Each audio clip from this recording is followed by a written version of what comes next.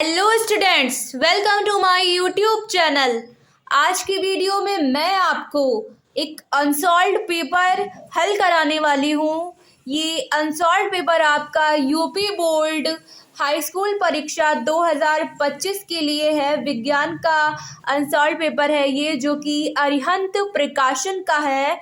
और मैं बता दूं कि आपका जो ये एग्ज़ाम है, यूपी बोर्ड का एग्ज़ाम, हाई स्कूल का जो एग्ज़ाम है, ये आपके फरवरी लास्ट से, शायद लास्ट से ये स्टार्ट हो रहे हैं। और जो आपका साइंस का एग्ज़ाम है वो आपका 4 मार्च को है। और आज मैंने अभी बताया कि मैं आपको अनसॉल्व्ड पेपर हल कराऊंगी, जिसमें आपका साइंस में रहता है फिजिक्स, केमिस्ट्री एंड बायोलॉजी। तो मैं इसे 2 पार्ट में हल कराऊंगी। तो आज मैं आपको जो फर्स्ट पार्ट में जितना भी हो सकता है उतना मैं आज आपको प्रोवाइड कर दूंगी, और नेक्स्ट पार्ट में जितना बाकी का आपका जो है अनसॉल्व रहेगा वो मैं आपको करवा दूंगी। तो आपका ये एग्ज़ाम होता है, पहली चीज़ बता दूं कि एग्ज़ाम 4 मार्च को है। मैंने बताया कि ये 4 मार्च को है एग्ज़ाम, आपका साइंस का एग्ज़ाम। फर्स्ट मीटिंग में होता है साइंस, जो 10th वालों का एग्ज़ाम रहता है यूपी बोर्ड का, ये आपका फर्स्ट मीटिंग में होता है। तो आपका 4 मार्च को एग्ज़ाम है, और ये 70 नंबर का आपके एग्ज़ाम होते हैं 10th वालों के, क्योंकि जो है 30 नंबर जो रहते हैं आपके, वो प्रैक्टिकल के रहते हैं। वो आपको स्कूल वालों की तरफ से मिलते हैं, मतलब स्कूल से प्रोवाइड होते हैं। कई कई जगह पर तो फुल मार्क्स मिल जाते हैं, और कहीं कहीं जगह पर जो है 28, 29, 26, 25, 23 अरे जैसे भी दे सकते हैं, ऐसे दे लेते हैं। लेकिन जो है जो आपका ये एग्ज़ाम रहता है, जो 70 नंबर का आपका पेपर रहता है, ये आप पे डिपेंड करता है कि आप कितना एग्ज़ाम में लिख के आ रहे हो, कितना आपने किया है।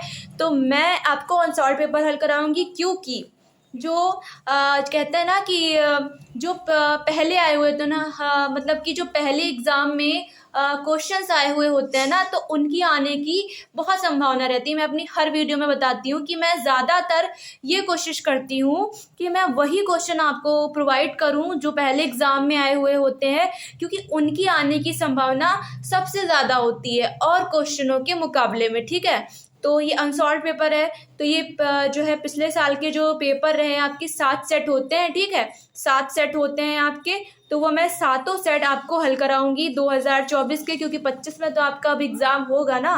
तो जो 24 के आपके जितने सेट है, 7 सेट होते हैं यूपी के पूरे, ये 7 सेट आपके होते हैं। जो मतलब ये नहीं कि जिले तो कई ज़्यादा होते हैं, हमारे यहाँ के जिले तो 75 हैं लगभग। ठीक है, तो लेकिन सेट रहते हैं आपके 7 सेट रहते हैं। तो वो सातों सेट मैं आपको कराऊंगी। और अगर कोई भी बच्चा मैं यकीन से कह सकती हूँ कि अगर कोई भी बच्चा मेरे इन सातों सेटों को अच्छे से पढ़ लेता है, अच्छे से समझ लेता है, तो उसके एग्ज़ाम में अच्छे नंबर आ सकते हैं, बहुत ज़्यादा अच्छे नंबर वो ला सकता है। मैं बोलूँगी 80% तो आराम से ला सकता है, और उससे ज़्यादा भी वो ला सकता है। ठीक है, तो आपको क्या करना है, मैं स्टार्ट कर रही हूँ, पहला ये सेट मैं आज आपको कराऊंगी, और इसके साथ ही मैं पूरे सातों सेट आपको कंप्लीट कराऊंगी। ठीक है, तो आपको ये करना है कि मेरे सातों सेटों को अच्छे से आपको रीड करना है। जो न्यूमेरिकल हैं वो भी मैं बहुत अच्छे से समझाऊंगी। बहुत बच्चे हैं न्यूमेरिकल में फंस जाते हैं। ठीक है, और दूसरी चीज़ है, ये मत सोचिएगा भाई इसमें बना लेंगे, जाके एग्ज़ाम में कुछ भी कहानी लिख देंगे। ये ऐसे एग्ज़ाम है, ये जैसे कि आपका मैथ हो गया, साइंस हो गया, तो इसमें आप बना नहीं पाओगे भाई, और बना के लिख के आओगे, एग्जामिनर की नज़र वहीं पड़ेगी जाके। ये ऐसे सब्जेक्ट होते हैं, यहाँ बनाना नहीं चलता है। ठीक, तो आपको क्या करना है, इसमें मैं जैसे आपको बताऊंगी क्वेश्चन के आंसर जैसे जैसे लिखवाऊंगी, वैसे ही आपको याद करना है, और आप अच्छे नंबर एग्जाम में बहुत अच्छे नंबर ला सकते हो अगर सातों के सातों सेट आप मेरी वीडियो से कर लोगे। ठीक है, और स्टूडेंट्स, मैं ये बोलना चाहूँगी कि इसके साथ ही अगर आपको किसी भी सब्जेक्ट से रिलेटिव कोई भी डाउट हो, भाई आपका इंग्लिश हो गया, हिंदी हो गया, या किसी सब्जेक्ट के आपको इम्पोर्टेंट नोट्स चाहिए कि मैम कौन सा क्वेश्चन इम्पोर्टेंट है, या कौन सी जीवनी इम्पोर्टेंट है हिंदी में आपके, तो आप मुझे कमेंट करके बोलिएगा, मैं आपको वो भी ज़रूर बताऊंगी। ठीक है, और इसके साथ ही आपको मेरी वीडियो से रिलेटेड कोई डाउट हो तो वो भी आप मुझे बोलिएगा कि मैम मुझे ऐसा डाउट है, मुझे ये चीज़ नहीं समझ में आई, तो मैं वो चीज़ भी आपको ज़रूर समझाऊंगी, पूरी कोशिश करूंगी मैं। और इसके साथ ही अगर स्टूडेंट्स आप मेरे चैनल पे नए हो तो प्लीज़ स्टूडेंट्स आप मेरे चैनल को सब्सक्राइब कीजिए, ज़्यादा से ज़्यादा मेरी वीडियोस को शेयर कीजिए और मेरी वीडियोस को लाइक कीजिए। अभी मैंने आपको बता ही दिया है कि मैं आज अनसॉल्व पेपर आपको कराने जा रही हूँ, तो मैं ये 2 भाग में कराऊंगी आपको, एक भाग में नहीं कराऊंगी। और एक चीज़ आपको बता देती हूँ कि बहुत से बच्चों को ऐसा लगता है कि भाई 3 घंटे मिलते हैं पेपर के लिए, लेकिन ये पेपर जो है हमारा बहुत बड़ा होता है। तो ऐसा नहीं भाई, 12th वालों का बड़ा होता है लेकिन आपका उतना बड़ा नहीं होता है, क्योंकि आपका एक तो पैटर्न चेंज हो चुका है। पहले थोड़ा मसला था कि पहले जैसे ऑब्जेक्टिव इतने नहीं आते थे, अब है आपका 20 नंबर में तो ऑब्जेक्टिव ही आ जाता है। तो आप जो है अगर मान लो कोई बच्चा पूरे साल नहीं पढ़ता, बहुत से ऐसे बच्चे होते हैं कि भाई वो पूरे साल कोई पढ़ाई ही नहीं करते हैं, ठीक है। तो मैं उनसे कहूँगी कि मैं अपने चैनल पे इम्पॉर्टेंट ऑब्जेक्टिव क्वेश्चन की वीडियो भी प्रोवाइड करने वाली हूँ। अगर वो पूरे साल नहीं पढ़ पाते किसी रीज़न से, हो सकता है कुछ का मन नहीं लगता, कुछ काम वगैरह भी करते हैं तो उस वजह से नहीं पढ़ पाते हैं, ठीक है। तो मैं उनके लिए अलग सी वीडियो प्रोवाइड करूँगी अपने चैनल पे ऑब्जेक्टिव क्वेश्चंस का। तो अगर आप ऑब्जेक्टिव भी एग्ज़ाम में कर ले जाते हो ना, तो अभी पासिंग मार्क्स के नंबर आपको मिल सकते हैं। एक आधे नंबर कुछ थ्योरी में ले आए 4-5 नंबर, ऑब्जेक्टिव 20 के 20 सही कर दे, आपको पासिंग मार्क्स मिल गए, ठीक है। तो ऐसे वो बच्चे कर सकते हैं। बाकी जिनको अच्छा परसेंटेज लाना है, आगे अच्छा जो है मकाम हासिल करना है, कुछ बनना है उन्हें, क्योंकि हर जगह देखिए अब टीचिंग वगैरह में जैसे बीएड करते हैं, डीएलएड करते हैं भाई, तो अब बच्चे सोचते हैं कि भाई इतनी फ़ीस रहती है डीएलएड वगैरह की, बीएड की फ़ीस रहती है, ठीक है। तो डीएलएड में मेरिट बनती है, आपकी रैंक निकलती है, रैंक के बेस पे आपको गवर्नमेंट कॉलेज मिल सकता है। बहुत बच्चे चाहते हैं भाई हमें गवर्नमेंट मिल जाए कॉलेज, लेकिन उसके लिए अच्छी रैंक होनी चाहिए, क्योंकि जो गवर्नमेंट कॉलेज रहता है ना उसकी फ़ीस बहुत कम होती है आपके डीएलएड की। तो बच्चे सोचते हैं भाई हमें गवर्नमेंट कॉलेज मिल जाए, लेकिन इसके लिए क्या करना है भाई, आपको 10th 12th ग्रेजुएशन इसके आपके मार्क्स अच्छे होने चाहिए ना, तभी आपकी रैंक अच्छी आएगी, उस बेस पे आपको जो है गवर्नमेंट कॉलेज मिल जाएगा। तो आपको अभी से मेहनत करनी है। 10th को भी मतलब हल्के में मत लीजिए कि भाई 10th ऐसे हो जाने देते हैं, 12th में मेहनत कर लेंगे या ग्रेजुएशन में मेहनत कर लेंगे, ठीक है। आपको अभी से मेहनत करनी। और एक चीज़ और बोलना चाहूँगी कि बहुत से स्टूडेंट्स का ऐसा है कि वो सारे सब्जेक्ट्स में अच्छे होते हैं, मतलब मैथ, साइंस, हिंदी, इंग्लिश और आपका क्या होता है वो सोशल साइंस। हाँ, तो सोशल साइंस, ये 5 सब्जेक्ट आपके हो गए, इसमें सब में आप अच्छे हैं। अब आपका छठा सब्जेक्ट रहा ड्राइंग, ठीक है, उसमें आप नहीं अच्छे हो, ठीक। तो 5 में तो अच्छे ले आए, लेकिन अगर ड्राइंग में आप डूब गए ना तो आपका परसेंटेज क्या होता है, गिर जाता है, ठीक। तो आपको क्या करना है कि जो है आपको ड्राइंग में ना बहुत मेहनत करनी है, क्योंकि अगर नहीं आती है भाई, बहुत बच्चों को आती भी बहुत अच्छे से होती है कि ड्राइंग उनको बहुत ज़्यादा आती है और सब्जेक्ट्स के मुकाबले में उन्हें ड्राइंग बहुत अच्छी आती होती है। तो आपने ये करना है कि आप और भी सब्जेक्ट्स पढ़ो, लेकिन उसके साथ साथ ड्राइंग की भी जो प्रैक्टिस है वो कर लो, कलरिंग वगैरह और पेंसिल वर्क ये सब थोड़ा बहुत सीख लो, कि एग्ज़ाम में कम से कम नहीं ज़्यादा तो 60-70 तो वही नंबर ले ही आओ। क्योंकि ड्राइंग ऐसा है सब्जेक्ट, मार सकते हो हाथ इसमें लंबा, चौवे चक्के मतलब लगा सकते हो, ठीक है, अच्छे नंबर ला सकते हो इसमें। तो मेहनत आपको सारे सब्जेक्ट्स में करनी है, ये मत सोचना ड्राइंग नहीं आती है, 5 में हमने मेहनत कर ली, ड्राइंग में नहीं आए फिर भी जो है हम बहुत कुछ कर सकते हैं, बहुत अच्छे नंबर ला सकते हैं। ड्राइंग भी बहुत इंपॉर्टेंट है, ठीक। तो सारे सब्जेक्ट्स में आपको मेहनत करनी है। आपके 6 सब्जेक्ट है, 6 के 6 सब्जेक्ट्स में आपको बहुत मेहनत करनी है, ठीक। तो मैंने आपको बता दिया कैसे करना है। इसके साथ साथ मैं एक वीडियो आपको ऐसा भी प्रोवाइड करूँगी कि कॉपी कैसे भरनी है, इंग्लिश की कैसे भरनी है और हिंदी की कैसे भरनी है। बाकी मैथ्स की तो भरने वाला कोई चांस नहीं है भाई, वहाँ पे सवाल आता होता है तभी लगा सकते हो, क्योंकि उल्टा सीधा लगाओगे नंबर कट जाएगा। लेकिन उसमें स्टेप बाई स्टेप नंबर मिलते हैं कि भाई आपने इतनी स्टेप सही करी, ये इतने नंबर का क्वेश्चन, तो हम इतने नंबर आपको दे देते हैं, स्टेप में नंबर मिलते हैं ना। तो ऐसे आपको नंबर मिल जाएंगे, सब बताऊंगी आपको। इसके लिए मैं अलग से आपको वीडियो प्रोवाइड करूंगी, लेकिन आज मैं जो आपको कराने वाली हूँ अनसॉल्व पेपर, ये आपका जो है अरिहंत प्रकाशन का, इसको मैं स्टार्ट करती हूँ। देखते हैं इसको। देखिए ये आप देख सकते हैं, विज्ञान कक्षा 10 सेट एक 2024 824 IJ ये सेट एक है, ठीक है।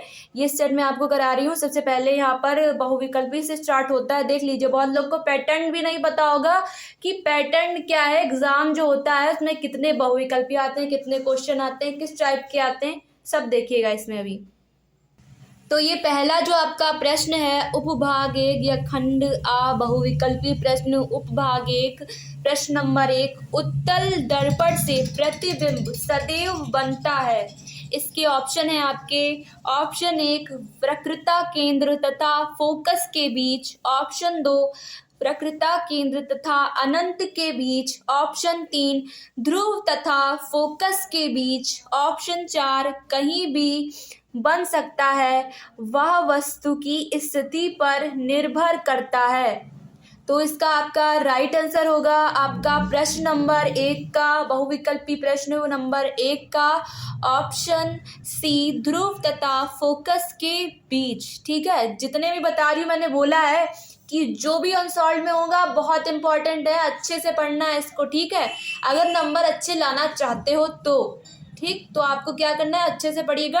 अगला प्रश्न देखते हैं, ये आपका प्रश्न नंबर 2, जब प्रकाश किरणें एक माध्यम से दूसरे माध्यम में जाने पर अभिलंब से दूर हटती हैं तो वह, इसके ऑप्शन है आपके, ऑप्शन ए सघन माध्यम से विरल माध्यम में जाती है, ऑप्शन बी विरल माध्यम से सघन माध्यम में जाती है, ऑप्शन सी कम अपवर्तनांक वाले माध्यम से अधिक अपवर्तनांक वाले माध्यम में जाती हैं, ऑप्शन डी पारदर्शी माध्यम से अपारदर्शी माध्यम में जाती हैं। इसका राइट आंसर होगा आपका बहुविकल्पी प्रश्न 2 का ऑप्शन ए सघन माध्यम से विरल माध्यम में जाती हैं। जब प्रकाश किरणें एक माध्यम से दूसरे माध्यम में जाने पर अभिलंब से दूर हटती हैं तो वह सघन माध्यम से विरल माध्यम में जाती हैं। अगला प्रश्न देखते हैं आपका बहुविकल्पी प्रश्न, प्रश्न नंबर 3, एक उत्तल लेंस की फोकस दूरी क्या है, 15 सेंटीमीटर है। इससे 30 सेंटीमीटर की दूरी पर स्थित वस्तु का प्रतिबिंब बनेगा। इसके ऑप्शन है आपके, ऑप्शन ए 30 सेंटीमीटर पर वस्तु की ओर वास्तविक उल्टा तथा वस्तु के आकार का, ऑप्शन बी 30 सेंटीमीटर पर वस्तु के दूसरी ओर वास्तविक उल्टा तथा वस्तु के आकार का, ऑप्शन सी 15 सेंटीमीटर पर वस्तु के दूसरी ओर वास्तविक उल्टा तथा वस्तु के आकार का, ऑप्शन डी 15 सेंटीमीटर पर वस्तु की ओर आभासी सीधा तथा वस्तु के आकार का। इसका राइट आंसर होगा आपका बहुविकल्पी प्रश्न 3 का ऑप्शन बी, 30 सेंटीमीटर पर वस्तु के दूसरी ओर वास्तविक उल्टा तथा वस्तु के आकार का। अब आपका है प्रश्न नंबर 4, जब श्वेत प्रकाश एक प्रिज्म से गुजरता है तो निर्गत प्रकाश में प्रिज्म के आधार से दूरस्थ प्रकाश का रंग होता है।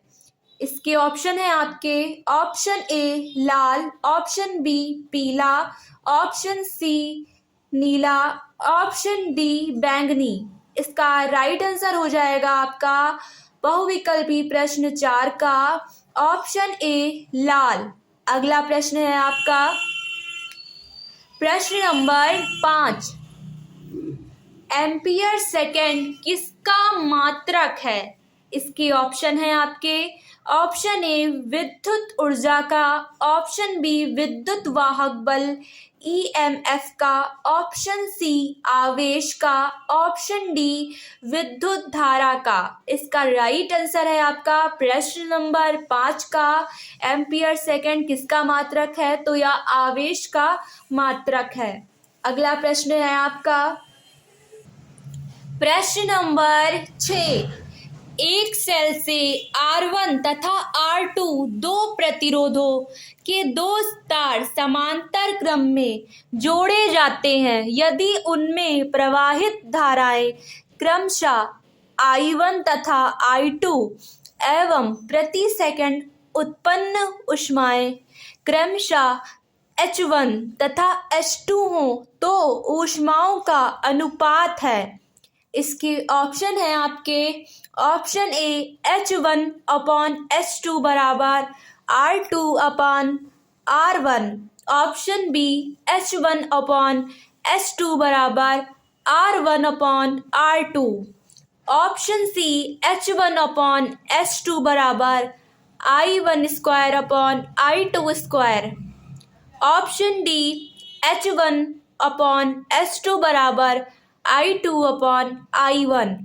इसका राइट आंसर होगा आपका प्रश्न नंबर 6 का ऑप्शन ए H1/H2 बराबर R2/R1, यानी H1/H2 बराबर R2/R1। अगला प्रश्न है आपका प्रश्न नंबर 7, चुंबकीय क्षेत्र की तीव्रता का मात्रक है। इसके ऑप्शन है आपके ऑप्शन ए न्यूटन प्रति ampere metre square, option B newton प्रति ampere metre, option C newton ampere metre, option D newton square प्रति एम्पियर मीटर। इसका राइट आंसर है आपका प्रश्न नंबर 7 का ऑप्शन बी न्यूटन प्रति एम्पियर मीटर। अगला प्रश्न है आपका, अब है आपका ये उपभाग 2, ठीक है। तो अब मैंने आपको बता ही दिया था कि पैटर्न चेंज हो चुका है 1-2 साल से। ये आपके 20 ऑब्जेक्टिव आते हैं, आपके 10th के जो पेपर रहते हैं इसमें आपके 20 ऑब्जेक्टिव आते हैं। 10th के यूपी बोर्ड का जो पेपर है इसमें 20 ऑब्जेक्टिव आते हैं। तो ये अब आपके हो गए जो मैंने फिजिक्स के ऑब्जेक्टिव बताए, अभी आपके केमिस्ट्री के ऑब्जेक्टिव, ठीक। तो आपका प्रश्न नंबर 8 ऑब्जेक्टिव प्रश्न नंबर 8 मेथन का संरचनात्मक सूत्र है। इसमें आपका राइट आंसर होगा आपका ऑप्शन बी। अगला प्रश्न है आपका प्रश्न नंबर 9, निम्नलिखित में समजातीय श्रेणी है। इसके ऑप्शन है आपके option A C2H4, CH4, option B CH4, C2H6, option C C2H6, CH3OH, option D C2H4, C2H2। इसका राइट आंसर है आपका ऑप्शन बी CH4, C2H6। अगला प्रश्न है आपका प्रश्न नंबर 10, लेड नाइट्रेट का रासायनिक सूत्र है। इसके ऑप्शन है आपके ऑप्शन बी PbNO3 का whole twice, option B PbO, option C PbNO2 का whole twice, option D PbNO2। इसका राइट आंसर है आपका प्रश्न नंबर 10 का ऑप्शन ए PbNO3 का होल ट्वाइस। अगला प्रश्न है आपका प्रश्न नंबर 11, शुद्ध जल का pH मान है। इसके ऑप्शन है आपके option A 0, option B 1, option C 7, option D 14। इसका राइट आंसर होगा आपका प्रश्न नंबर 11 का ऑप्शन डी 7, ऑप्शन सी 7, क्योंकि शुद्ध जल का जो pH मान होता है वो 7 होता है। पहले भी शायद पढ़ा हो आप लोगों ने, या हो सकता है बहुत से बच्चों को इनमें से काफ़ी ऑब्जेक्टिव आते हों जिन्होंने अच्छे से पूरे साल पढ़ाई की होगी, उनको आते होंगे, लेकिन फिर भी बहुत से ऐसे क्वेश्चन होंगे जो इस अनसार पेपर के आपको नहीं आते होंगे। इसलिए मैंने पहले ही बोला है कि पूरे 7 की 7 सेट मैं आपको कराऊंगी। 7 के 7 सेट कर लोगे आप तो बहुत अच्छे मार्क्स ला सकते हो अगर पूरी ईमानदारी से पढ़ोगे, ठीक है। तो देखते हैं आगे अगला जो आपका जो है क्वेश्चन है, ऑब्जेक्टिव क्वेश्चन। प्रश्न नंबर 12 एंटीमनी है। ऑप्शन है इसके, ऑप्शन ए धातु, ऑप्शन बी अधातु, ऑप्शन सी उपधातु, ऑप्शन डी मिश्र धातु। इसका राइट आंसर है आपका प्रश्न नंबर 12 का ऑप्शन सी उपधातु। एंटीमनी जो है वो क्या है, उपधातु है। अगला प्रश्न है आपका प्रश्न नंबर 13, निम्नलिखित रासायनिक समीकरण को पूरा कीजिए। तो ये समीकरण है आपका CH3COOH plus C2H5OH, arrow H2SO4 सांद्र में, और फिर डैश प्लस H2O। और इसमें आपको ये समीकरण को पूरा करना है। संतुलित तो होता ही है भाई, संतुलित करके ही करते हैं ना। तो ऐसा आपको इसमें ऐसी चीज़ जोड़नी है, ऐसा जो कि इसको आपको पूरा करना है समीकरण को। तो इसके जो आपके ऑप्शन हैं वो हैं option A CH3OH, option B C2H5OH, option C CH3COO C2H5, option D CH3CH2COOH। इसका राइट आंसर है आपका प्रश्न नंबर 13, ऑब्जेक्टिव प्रश्न नंबर 13 का ऑप्शन सी CH3COOC2H5। तो इसको जब समीकरण में जोड़ देंगे तो ये समीकरण क्या हो जाएगा, पूरा हो जाएगा। यहाँ पे जो ये डैश है, यहाँ पे इसको लिख के इस समीकरण को क्या कर देंगे, पूरा कर देंगे। अगला आपका है, ये आपका है उपभाग 3। देखिए पहले उपभाग में फिजिक्स थी, दूसरे उपभाग में केमिस्ट्री थी, और तीसरे उपभाग में जो है इसमें आपकी बायोलॉजी है, बायो है। ये प्रश्न नंबर है आपका 14, कोशिकीय प्रक्रम में ऊर्जा मुद्रा है। इसके ऑप्शन है आपके, option A mitochondria, option B ATP, option C glucose, option D pyruvate. इसका राइट आंसर है आपका प्रश्न नंबर 14 का ऑप्शन बी ATP। अगला प्रश्न है आपका प्रश्न नंबर 15, पित्तरस का स्राव होता है। इसके ऑप्शन है आपके, ऑप्शन ए पित्ताशय द्वारा, ऑप्शन बी यकृत द्वारा, ऑप्शन सी अग्न्याशय द्वारा, ऑप्शन डी आमाशय द्वारा। इसका राइट आंसर है आपका प्रश्न नंबर 15 का ऑप्शन बी यकृत द्वारा जो है पित्तरस का स्राव होता है। अगला प्रश्न है आपका प्रश्न नंबर 16, परागकोश में होते हैं। क्या होते हैं इसमें, इसके ऑप्शन है आपके, ऑप्शन ए बाह्यदल, ऑप्शन बी अंडाशय, ऑप्शन सी बीजांड, ऑप्शन डी परागकण। इसका राइट आंसर है आपका प्रश्न नंबर 16 का ऑप्शन डी परागकण।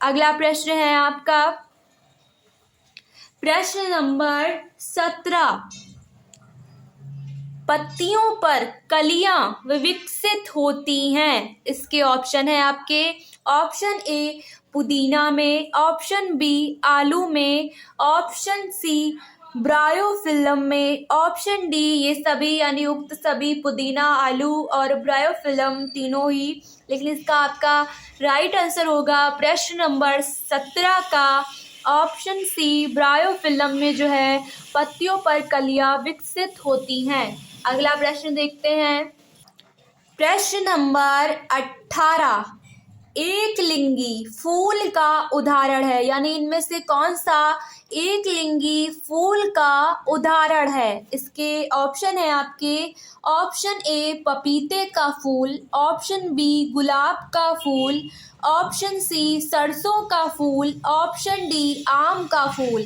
इसका राइट आंसर होगा आपका प्रश्न नंबर 18 का ऑप्शन ए पपीते का फूल।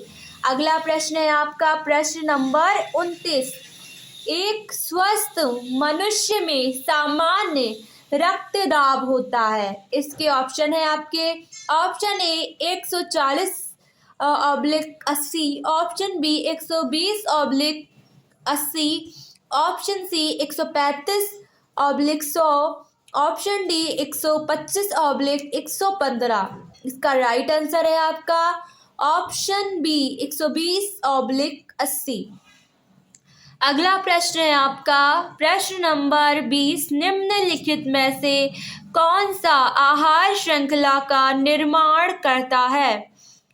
इसके ऑप्शन है आपके ऑप्शन ए घास, गेहूं और आम, ऑप्शन बी घास, बकरी और मानव, ऑप्शन सी बकरी, गाय और हाथी, ऑप्शन डी घास, मछली और बकरी। इसका राइट आंसर होगा आपका प्रश्न नंबर 20 का ऑप्शन सी बकरी, गाय और हाथी। कौन सा जो है आहार श्रृंखला का कौन सा जो है निर्माण करता है, तो बकरी, गाय और हाथी आहार श्रृंखला का निर्माण करते हैं। अब आप सोचेंगे भाई ये क्वेश्चन से कहाँ से आया, बायो में नहीं है ये, आपका एक देखिए बुक होगी आपके पास, नहीं है मॉडल होगा, कुछ भी होगा, ठीक है, बुक या मॉडल दोनों में से एक चीज़ तो होगी, ठीक है। तो उसमें आपका एक होता है भाग फिजिक्स, केमिस्ट्री, पहला केमिस्ट्री होता है, फिर आपका रहता है बायोलॉजी मॉडल या बुक में, ठीक है, बायोलॉजी, और फिर आपका होता है फिजिक्स, और फिजिक्स के पीछे आपका होता है पर्यावरण। ये पर्यावरण में होता है आपका क्वेश्चन, ठीक है। तो हो सकता है बच्चे ढूंढते हो मिल ना रहा हो, तो पर्यावरण में ढूंढिए मिल जाएगा ऐसे क्वेश्चंस, और आते ज़रूर हैं, एक दो तीन प्रश्न ये मतलब आ जाते हैं, ठीक। अगला प्रश्न देखते हैं आपका।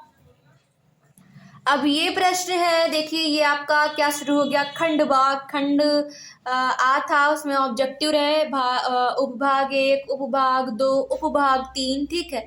अब है ये आपका खंड बा, इसमें आपका फिजिक्स रहेगा, ठीक, और उसके बाद आएगा एक दूसरा खंड, फिर उसके बाद उस खंड में आपका होगा केमिस्ट्री, फिर लास्ट वाले खंड में आपका बायोलॉजी होगा। ऐसे आपकी ये पूरा ये आपका साइंस का पेपर हो जाएगा। इजी होता है, बहुत कठिन मत समझिए कि भाई 3 घंटे कम होते हैं, पहले भी मैंने बोला है कि 3 घंटे ज़्यादा होते कम नहीं होते, अगर आता है नहीं आता है तो भैया पूरा दिन लेके बैठे रहो, फिर भी कम पड़ जाएगा, ठीक। तो क्या करना है मैंने बोल दिया, मैं 7 के 7 सेट कराऊंगी, सातों सेट को अगर अच्छे से कर ले जाओगे एग्जाम में ना, तो पक्का बहुत अच्छे मार्क्स ला सकते हो, क्योंकि वही क्वेश्चन आते हैं एग्जाम में जो पहले आए हुए होते हैं ना, तो उनकी जो आने की संभावना होती है वो बहुत ज़्यादा होती है।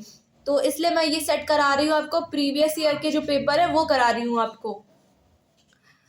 तो ये आपका प्रश्न भी पढ़ देती हूँ पहले। उपभाग 1 का प्रश्न नंबर ये 21 है, ठीक है। तो एक उत्तल दर्पण से 25 सेंटीमीटर दूर रखी वस्तु का प्रतिबिंब वस्तु की लंबाई का आधा बनता है। इसमें पॉइंट है, ऑप्शन पॉइंट 1 दर्पण से प्रतिबिंब की दूरी, और सेकंड पॉइंट है दर्पण की फोकस दूरी याद कीजिए। तो इसमें 2 पॉइंट याद करने ही, न्यूमेरिकल है, इजी है, बहुत बच्चों को न्यूमेरिकल बहुत कठिन लगते हैं, ले तो लेते हैं भाई वो साइंस साइड, भाई वैसे साइंस साइड ही लेना चाहिए, मैं तो यही सबको सुझाव दूंगी, राय दूंगी सबको कि भाई साइंस साइड लो।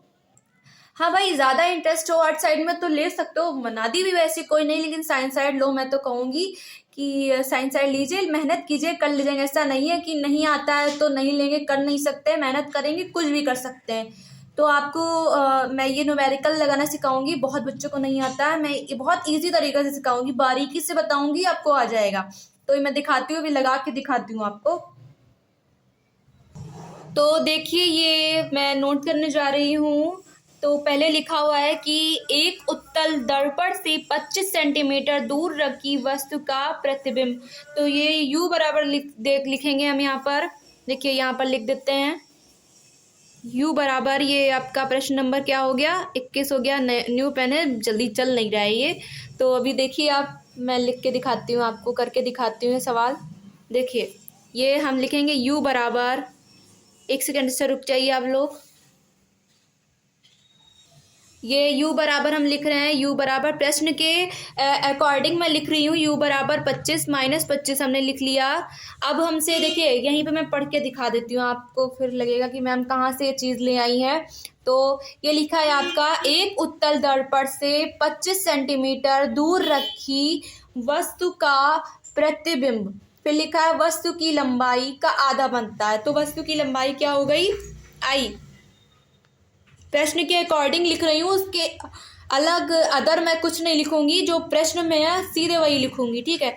तो u बराबर मैंने लिख लिया, और फिर का वस्तु की लंबाई कहा है, ये देख लिए आप लोग यहाँ पे, ये वस्तु की लंबाई इसमें, और फिर कह रहा वस्तु की लंबाई का आधा बनता है।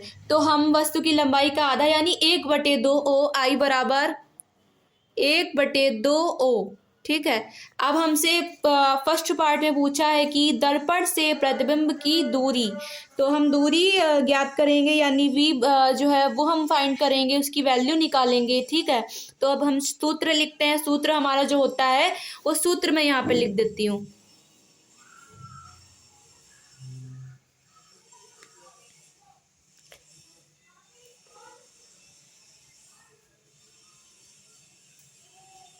देखिए ये मैंने सूत्र लिख दिया है, I/O बराबर -V/U, ये सूत्र है आपका, ठीक।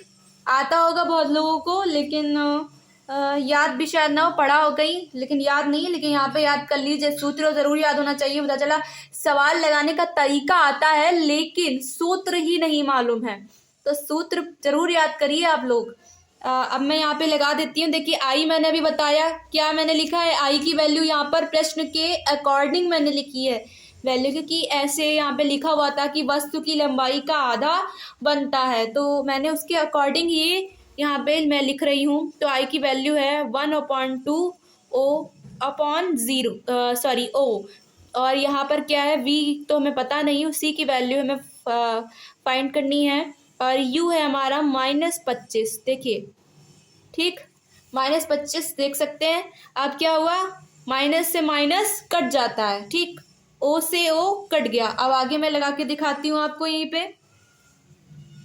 ये देखिए यहाँ पे, तो अब ये क्या हो गया, 1/2 बराबर v/25, ठीक। अब हम क्या करेंगे, v बराबर यहाँ लिख लेंगे ऐसे, v ऐसे रहा ये हमारा, ठीक, ये वहीं पर आप ऐसे लिखिए या इधर ले आके लिखिए, बात वही रहती है, ठीक। अब 25 में 25 कहाँ है, भाग में है, भाग में है, कहाँ चला गया, गुणे में, ये जो है ये यहाँ था, ये इसके कहाँ चला गया, गुणे में चला गया। अभी यहाँ आ गया मान लीजिए, और ये यहाँ आ गया, देखिए सेम चीज़ है, गड़बड़ वाली कोई चीज़ नहीं है, समझ लीजिए आप लोग। मैं फिर से बताऊंगी, देखिए यहाँ 1/2 है 1/2, समझ लीजिए अच्छे से आप लोग। ये 1/2 मैंने लिखा हुआ है, राइटिंग थोड़ी जो है खराब हो गई है यहाँ पे, तो लेकिन समझ में आपको आ रहा होगा।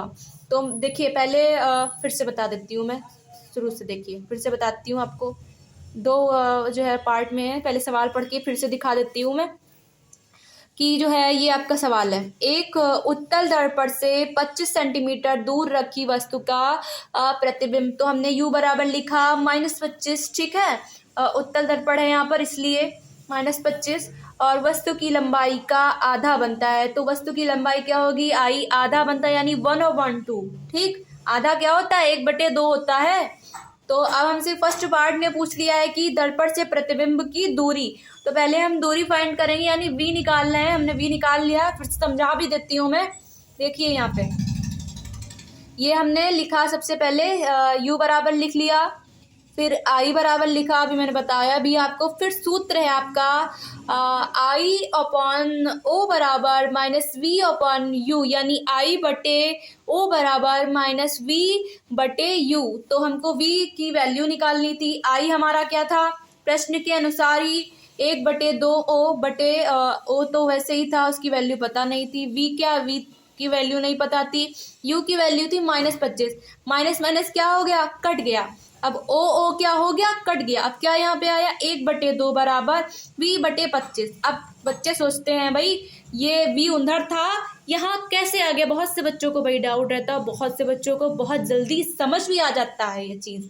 तो मैं बता दूं आपको कि देखिए अगर V यहाँ पर आप ऐसे ही रखते, इसको V को यहाँ पे भी लिख सकते थे।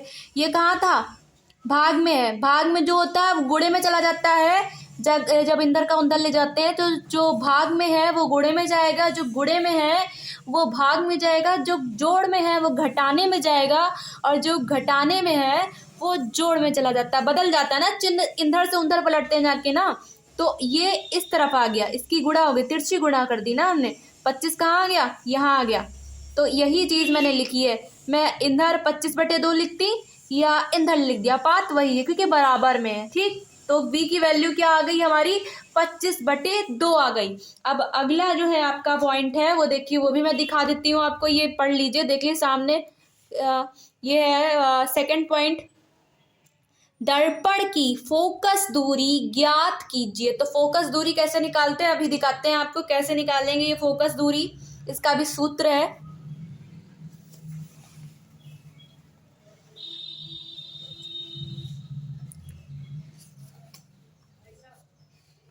देखिए ये सूत्र मैं यहाँ पे लिख रही हूँ, अभी लिख देती हूँ, आप लोग देखिएगा। 1/f बराबर है आपकी 1/v प्लस 1/u। ठीक, ये सूत्र लिख दिया। v की वैल्यू पता है, u की वैल्यू पता है, और फोकस दूरी क्या होती है, f। ठीक है, ये हम निकालेंगे, फोकस दूरी हम यहाँ पर निकाल के दिखाएंगे आपको। ठीक है, ये 1/f ऐसे ही लिख लो भाई, इसकी वैल्यू फाइंड कर रहे हो। और 1/v क्या आया है, 25/2 और प्लस 1/u तो आप जानते हो भाई क्या है, u तो पता है ना, u है -25। तो ये -25 है ना, तो इसको ये माइनस कर देगा, प्लस माइनस क्या हो जाएगा, माइनस हो जाएगा आपका। देखिए 2 पलट के कहाँ चला जाएगा, ये कहाँ है, ये यहाँ नीचे था ना। अब ऐसे तो टांग के कर नहीं सकते ना सवाल, इसलिए ऐसे ये पलट जाता है इन सवालों में। ऐसे कहीं भी आपका ऐसे आए तो आपको क्या करना है, नीचे वाली संख्या को पलट के ऊपर लिए जाना है। ठीक, संख्या बदली होंगी एग्जाम में, समझ लीजिए। तो ये 2 पलट के कहाँ चला गया आपका, ऊपर चला गया 2 पलट के। 2 बटे क्या हो गया 25 माइनस 1/25। अब भाई एलसीएम लेना आता है, एलसीएम यानी लासा होता है। लासा निकालोगे ना 25 और 25 का, तो 25 ही निकल के आएगा। लेकिन मैं ऐसे बता देती हूँ, निकालने की जरूरत नहीं, दोनों संख्या हर क्या है, दोनों के समान है ना। तो 25 इसका क्या हो गया, एलसीएम हो गया। ये 25 यहाँ पे मैंने इसका एलसीएम लिख दिया। अब 2 - 1 बराबर क्या हो गया, 1/25 यानी 1/25। अब भाई इस, या तो ऐसे ही छोड़ दो भाई, f बराबर 25 लिख दो, या भैया ऐसे ऐसे गुणा करोगे तब भी f बराबर 25 आएगा। तो गुणा करने के खाली टाइम वेस्ट करने का कोई फायदा नहीं है। जब हमें पता है कि ऐसे ही हो सकता है तो हम क्या लिख सकते हैं, f बराबर 25। ठीक, दोनों हमने जो है वैल्यू फाइंड कर दी। मैंने v भी निकाल लिया, आपको बता दिया कैसे निकलेगा, f भी बता दिया कैसे निकलेगा। ठीक, ये दोनों चीजें मैंने बता दिया। अभी मैंने ये भी बता दिया, बहुत से बच्चे सोचते हैं भाई 1/f था या 1/25 था, ये कैसे हो गया। भैया गुणा करोगे, 25 को 1 से गुणा करो, यहाँ 25 आया, यहाँ f को 1 से गुणा करोगे f आएगा, यही आएगा। तो गुणा करने से क्या फायदा है भाई, ऐसे ही डायरेक्ट लिख दो, वही चीज आने वाली है। खाली अपना दिमाग मत लगाओ। बहुत मैंने डाउट्स क्लियर कर दिए हैं, बता दिया, बहुत आसान है न्यूमेरिकल। एक बार फिर से मैं पूरा दिखा देती हूँ न्यूमेरिकल, नोट कर लीजिए आप लोग, ये नोट कर लीजिए पूरा न्यूमेरिकल अच्छे से। कोई और चीज़ मतलब डाउट कुछ और हो तो वो भी पूछ लिएगा, मैम ऐसी चीज़ नहीं समझ में आई वो भी बताऊंगी, पूरी कोशिश करूंगी बताने की। ठीक है, ये मैंने वीर भी निकाल दिया और एफ भी निकाल दिया, फोकस दूरी भी निकाल दी और दूरी भी निकाल दी आपकी। ठीक है, इजी आपके न्यूमेरिकल आते हैं, 10th में बहुत टफ न्यूमेरिकल नहीं आते, लेकिन 12th में वही बहुत टफ आते हैं न्यूमेरिकल, उसमें उसको इजी में मत लिएगा। उसमें आपके जो फिजिक्स के न्यूमेरिकल रहते हैं ना वो बड़े टफ टाइप के होते हैं, उसमें ज़्यादा मेहनत करनी पड़ती है, लेकिन 10th में इतने टफ न्यूमेरिकल नहीं आते हैं। तो देखते हैं आगे, जो नोट कर लिया होगा आप लोगों ने। अगला क्वेश्चन करा देती हूँ आपको, ये है आपका प्रश्न नंबर 22। इसमें पॉइंट हैं 2 पॉइंट। फर्स्ट पॉइंट में आपका अभिसारी किरणों के मार्ग में अवतल लेंस रखने पर किरणें लेंस से 20 सेंटीमीटर पीछे अक्ष पर फोकस होती हैं, सेमी यानी सेंटीमीटर। ठीक, और सेकंड पॉइंट है आपका, लेंस की अनुपस्थिति में ये किरणें कहाँ फोकस होती हैं, लेंस की फोकस दूरी 30 सेंटीमीटर है। ये भी न्यूमेरिकल है, अभी करके दिखाऊंगी आपको, ये इजी है बहुत, आसानी से आप लोग भी कर सकते हैं। मैं जैसे बता रही हूँ बस वैसे ही जो है स्टेप बाय स्टेप आपको करना है, आप लोग भी कर लोगे, ठीक है। तो मैं दिखाती हूँ, सबसे पहले न्यूमेरिकल आपको करके दिखाती हूँ।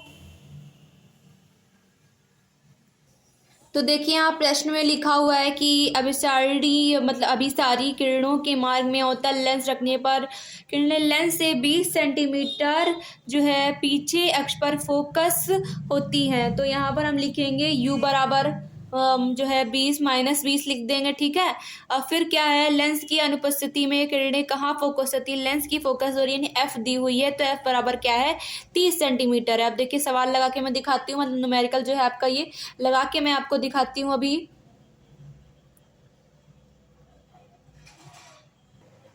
यहाँ पे मैंने अभी आपको बता ही दिया है कि एफ बराबर दिया हुआ है 30 सेंटीमीटर, ठीक है, 30 सेंटीमीटर। और जो है आपकी वी दी हुई है, वी बराबर -20 सेंटीमीटर, ठीक, ये मैंने लिख दिया, ठीक। अब हमें क्या फाइंड करना है, अभी मैं आपको करके दिखाती हूँ। ये आपका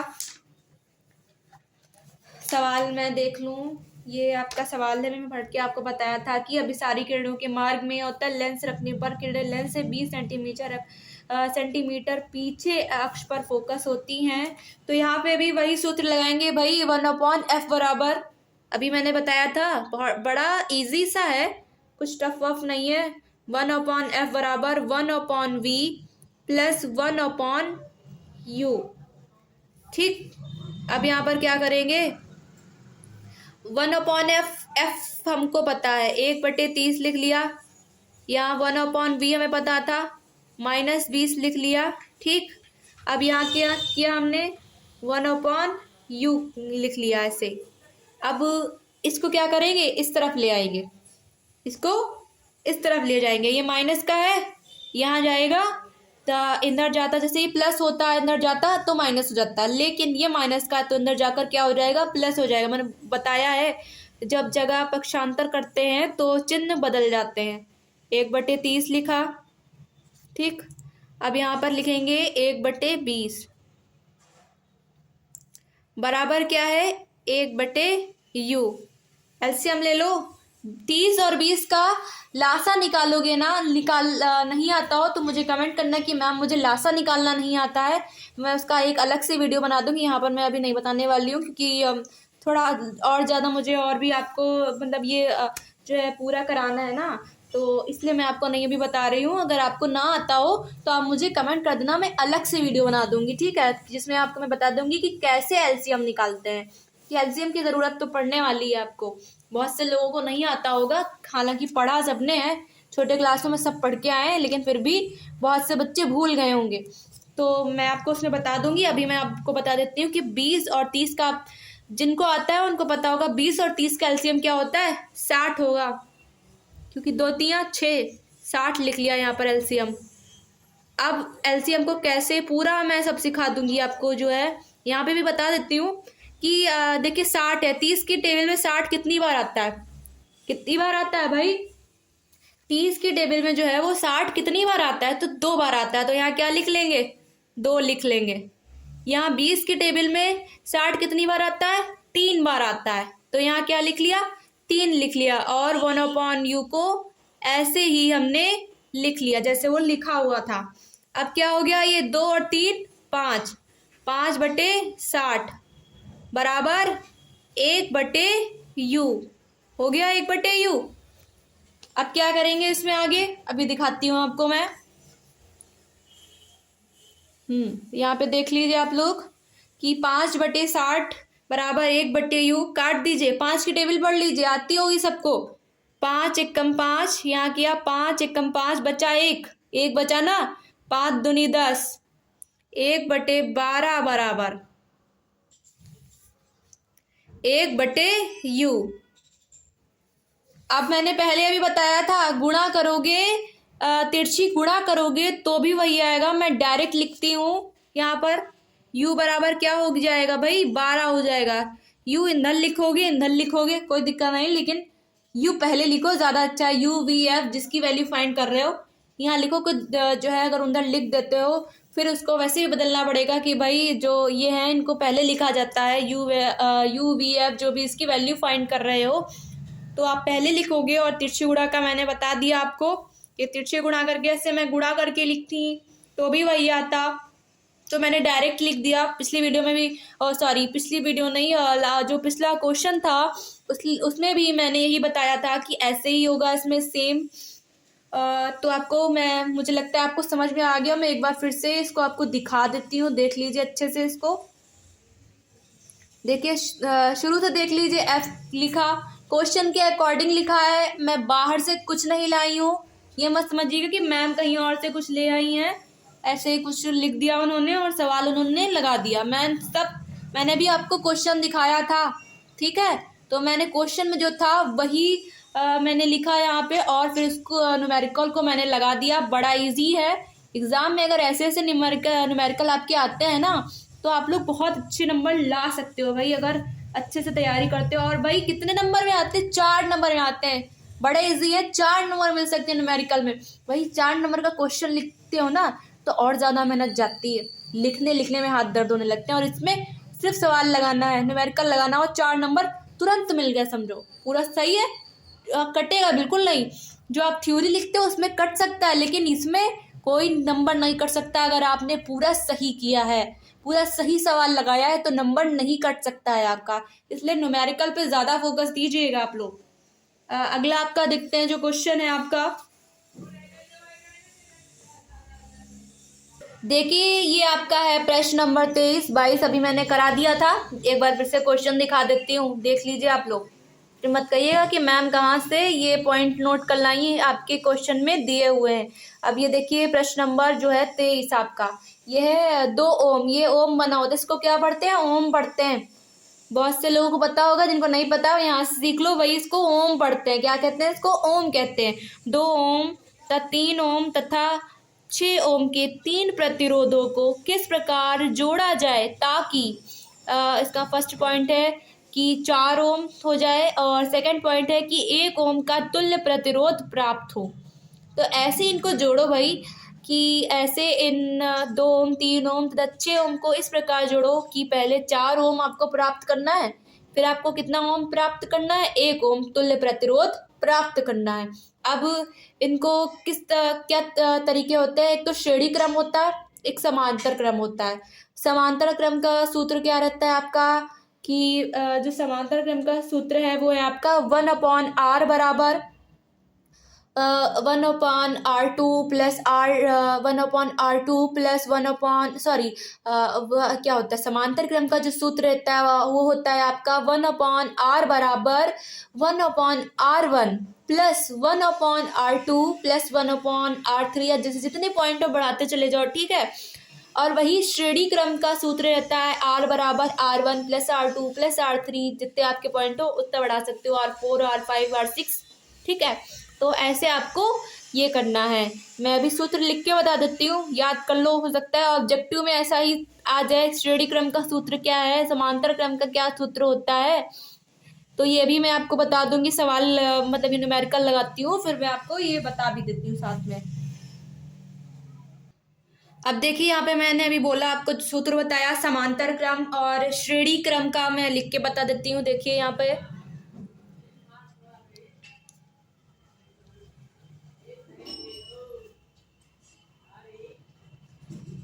पहले समांतर क्रम का ये सूत्र 1/r बराबर 1/r1 plus 1/r2 plus 1/r3, और फिर ऐसे ये प्रक्रिया चलती रहेगी जितने भी आपके पास हो प्रतिरोध, ठीक है। तुल्य प्रतिरोध ज्ञात करना होता है ना इसमें। तो अब मैं श्रेणी क्रम बता दूं।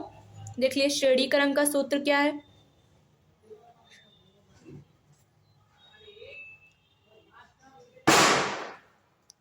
r बराबर r1 plus r2 plus r3 plus r4, जितने भी हो आगे मैं डैश लगा दे रही हूँ, ठीक है।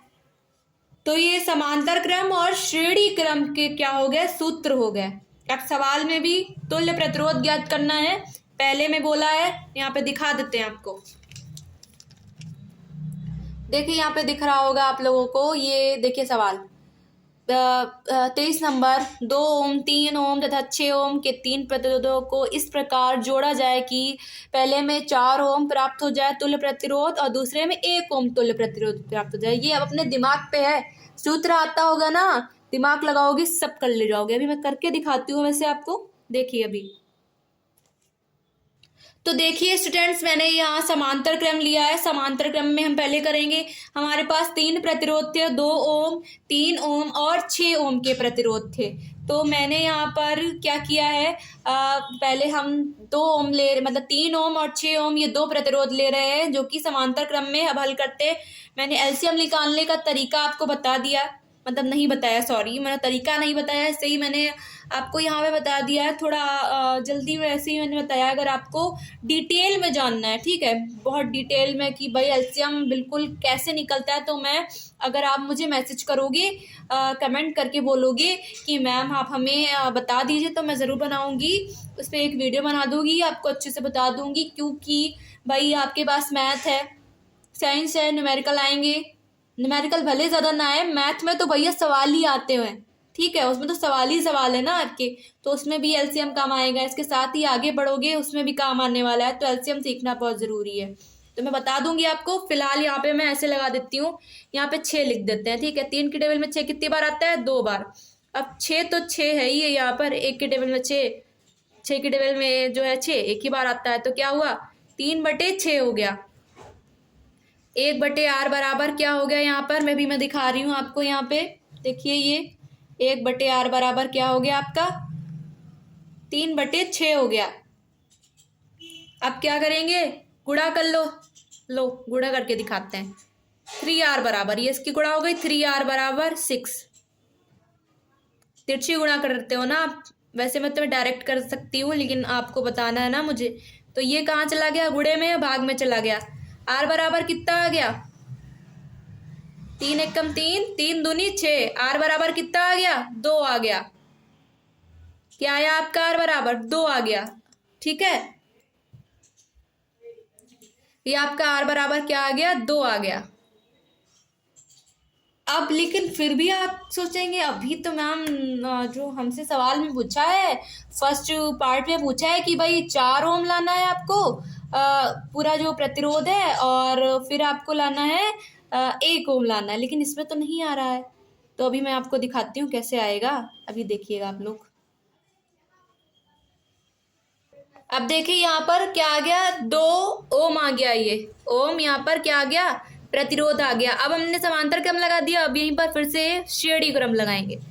R बराबर R1 प्लस R2, एक प्रतिरोध रोक लिया था 2 ओम का, यहाँ 2 ओम, ये वाला प्रतिरोध आया 2 ओम, कितना हो गया, 4 ओम हो गया। बस ऐसे दिमाग लगा के लगाना, बड़े आसान है। श्रेणी क्रम और समांतर क्रम सूत्र बता दिया मैंने किस तरीके से लगाना है। अब आपका मैं जो 1 ओम का है वो भी मैं आपका अभी फाइंड कर देती हूँ। देखिए अभी आप लोग, अब आपको 1 ओम प्रतिरोध लाना है। अब हमारे पास पहले प्रतिरोध क्या दिए हुए थे, तो हम पहले फिर से समांतर क्रम लगाते हैं। 1/r बराबर, ये मेरा न्यू पेन है तो जल्दी चल नहीं रहा है, सॉरी, देख लेते हैं, मेरे रुके 1 मिनट, रुकिए आप लोग। तो यहाँ पे देखिए लिख देते हैं 1/r बराबर 1/r1 plus 1/r2 plus 1/r3, ठीक है। अब 1/r2 प्लस ये 3, अभी मैं लिख लेती हूँ फिर आपको समझा देती हूँ। एलसीएम ले लेते हैं यहाँ पे,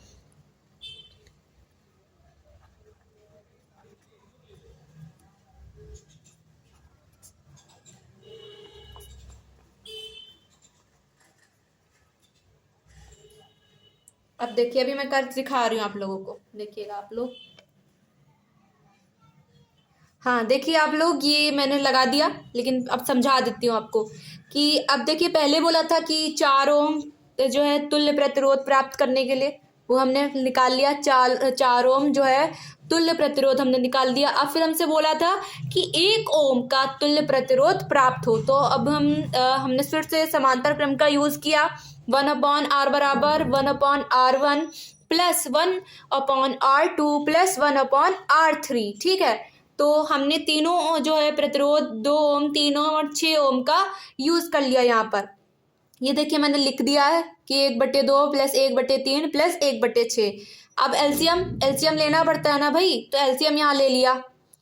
एलसीएम निकालोगे यही आएगा, मैं डायरेक्ट लिख रही हूँ यहाँ पर, एलसीएम नहीं निकाल ली और मैंने बता भी दिया आपको। मैं अलग से एक वीडियो प्रोवाइड कर दूंगी आपको जिसमें आपको अच्छे से एलसीएम निकालना आ जाएगा। अब 6 जो है 2 की टेबल में 6 कितनी बार आता है? 3 बार, इसलिए 3 यहाँ आ गया। 3 की टेबल में 6 कितनी बार आता है? 2 बार, इसलिए 2 यहाँ आ गया। और 6 की टेबल में 6 कितनी बार आता है? 1 बार। 3 2 5 1 6, 6/6 कितना हुआ? 1/1 हुआ।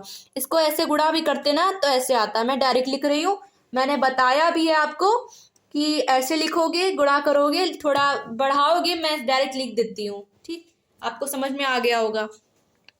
तो न्यूमेरिकल देख रहे हैं आप लोग, कितने इजी न्यूमेरिकल रहे आपके फिजिक्स में, आप लोग आसानी से कर सकते हो। और मैं बोल चुकी हूँ आपको कि आप लोग अगर मेरे जो मैं अनसॉल्व्ड आपको सॉल्व कराने वाली हूँ, 7 सेट आपके प्रीवियस ईयर के जो पेपर हैं आपके, वो मैं जो आपको करवा दूंगी, और अगर आप उसको अच्छे से याद कर लेते हो, अच्छे से न्यूमेरिकल की तैयारी कर लेते हो, तो बहुत अच्छे मार्क्स ला सकते हो। मैं बार बार बोल रही हूँ ये बात, और यह बात 100% सच है। ये मत सोचिएगा मैम ऐसे ही बोले जा रही है, ऐसा कुछ नहीं होता है।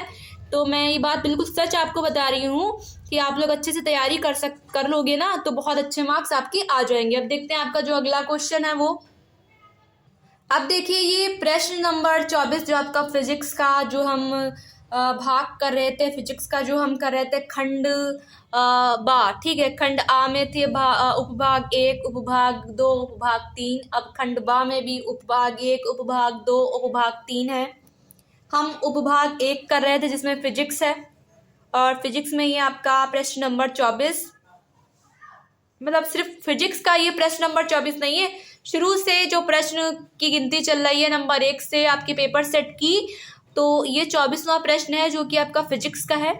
ये है घरेलू विद्युत वितरण में प्रयुक्त तारों के पॉइंट 1 नाम, पॉइंट 2 कार्य, पॉइंट 3 आवरण के रंग को जो है को लिखिए।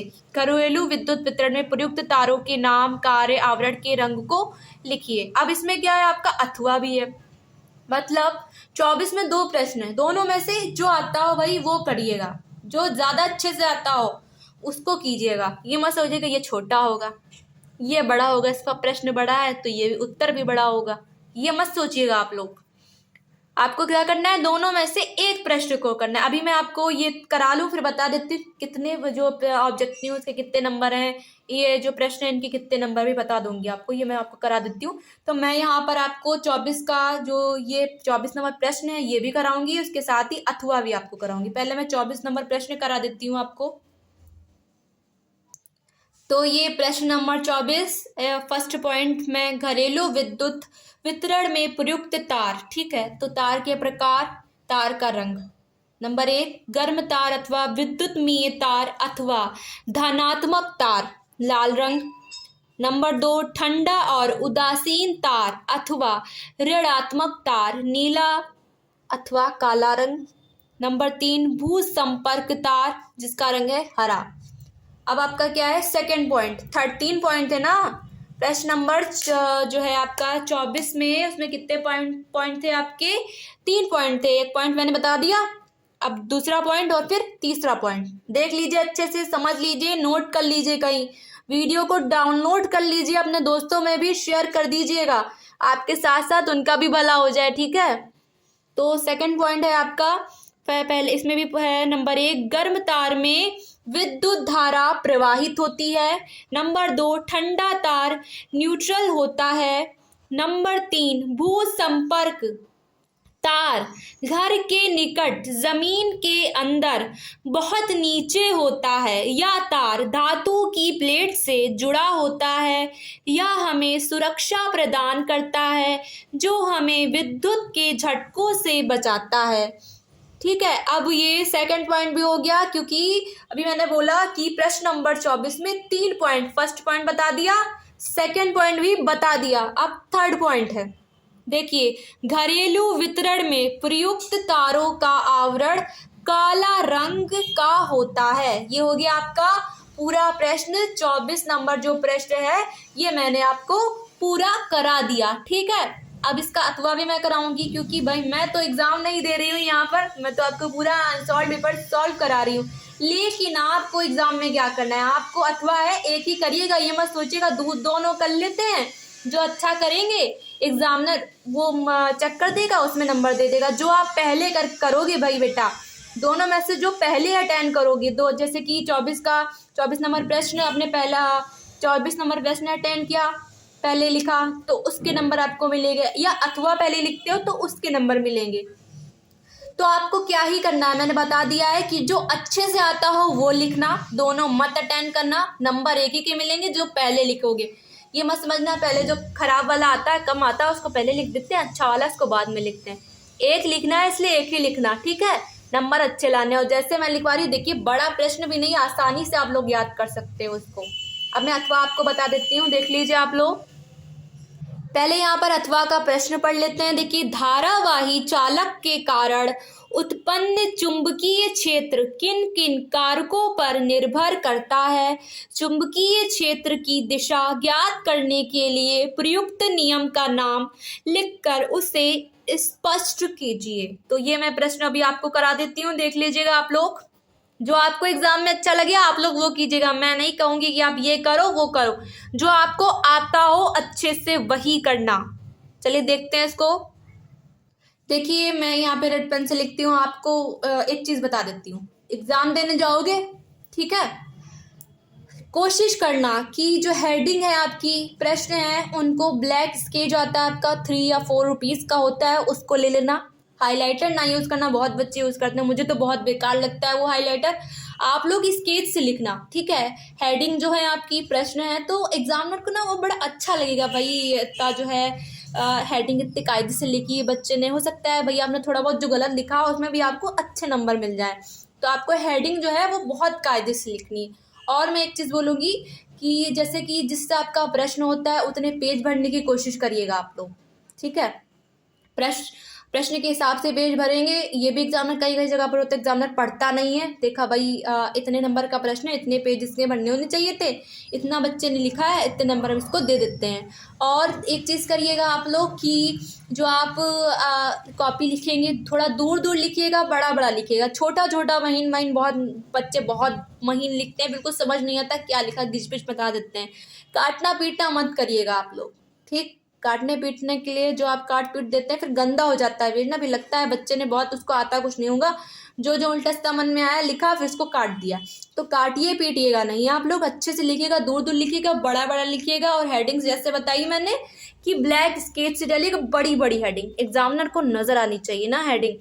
जैसे कि एक लाइन में जो लाइन होती है, फर्स्ट लाइन जो भी आपकी भाई लाइन हो, फर्स्ट पे हो, सेकंड पे हो, नीचे में आप हेडिंग डालो, जहाँ पे भी डाल ले हो भाई, तो बड़ी बड़ी डालिएगा, वो पूरी लाइन में डालिएगा आप हेडिंग, ठीक, बड़ा बड़ा लिखिएगा, हेडिंग नजर आनी चाहिए अच्छे से।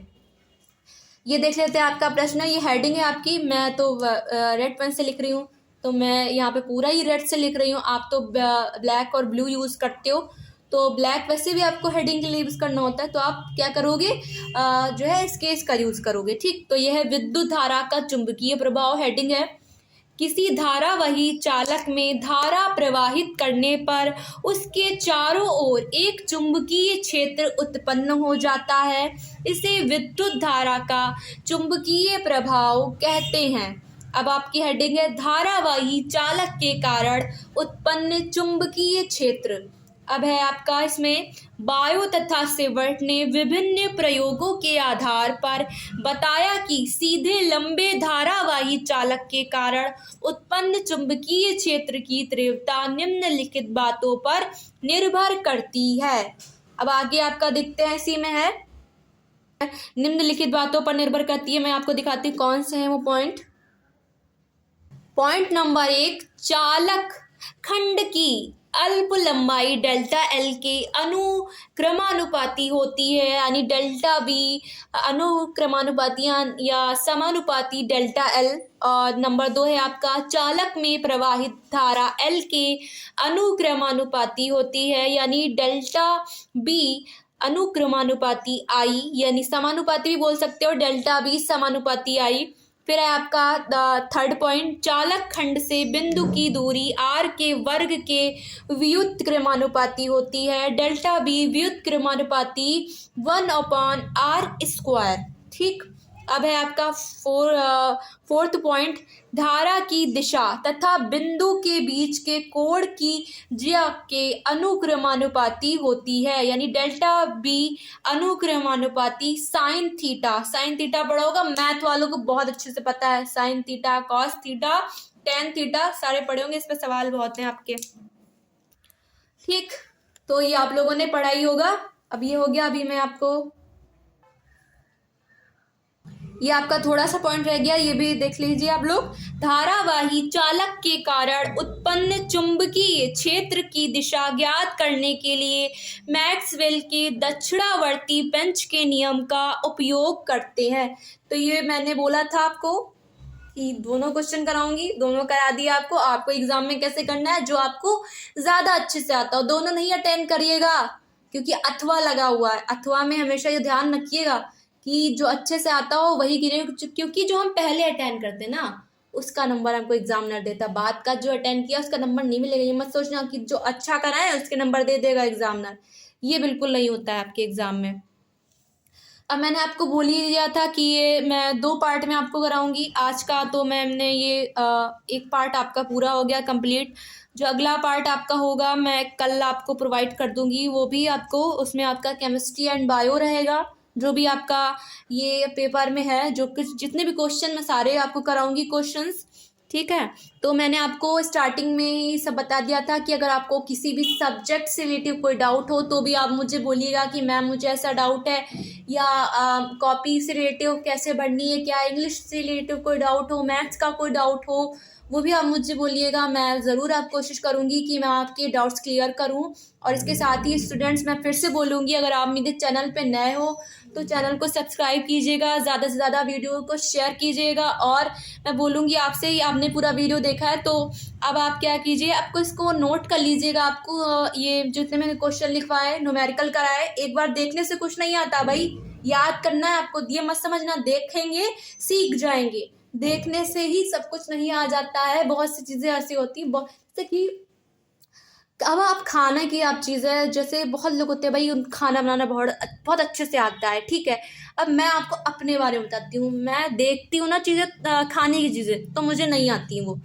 उस टाइम समझ तो मतलब आ जाता है मुझे कि ऐसे ऐसे बना, ऐसे ऐसे बना। जब तक मैं बनाती नहीं हूँ ना तब तक मुझे वो चीज़ अच्छे से नहीं आती है। तो वैसे ही आपको क्या करना है यहाँ पे भी। अब सवाल का भी ये मसला होता है, ठीक है, कि जो मैथ्स के सवाल हैं, न्यूमेरिकल हैं, ये भी देखने से नहीं आएंगे। जब तक आप इनको लगाओगे नहीं ना तब तक आपको नहीं आएगी। तो मैंने उदाहरण दिया है कि जैसे खाना आप बनाते हो ना, जब देख के तो नहीं आता ना, बनाते हो तो आ जाता है ना। कोई गेम है, खेलते हो, कोई दूसरा खेल रहा है, खेलते हो ना, तब पता चलता है, उसके रूल्स पता चलते हैं, कैसे खेलना है, इंटरेस्टिंग भी लगने लगता है। तो वैसे पढ़ाई करोगे ये भी इंटरेस्टिंग भी लगेगी आपको।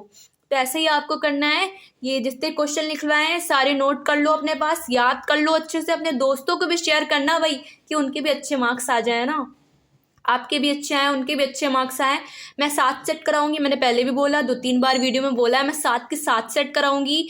आपके 2024 के प्रीवियस ईयर जो एग्ज़ाम आपके हुए उसके 7 सेट, हर ईयर में होते हैं 7 सेट। ठीक है, तो मैं वो 7 सेट आपको प्रोवाइड कर दूंगी। आपको क्या करना है, अच्छे से पढ़ना है इनको।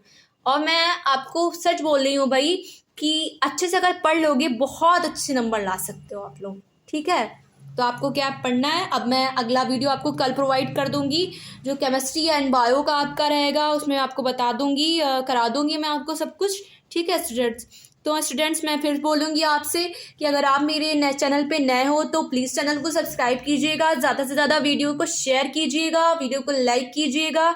मैं मिलती हूँ आपसे अगली वीडियो में, तब तक के लिए गुड बाय।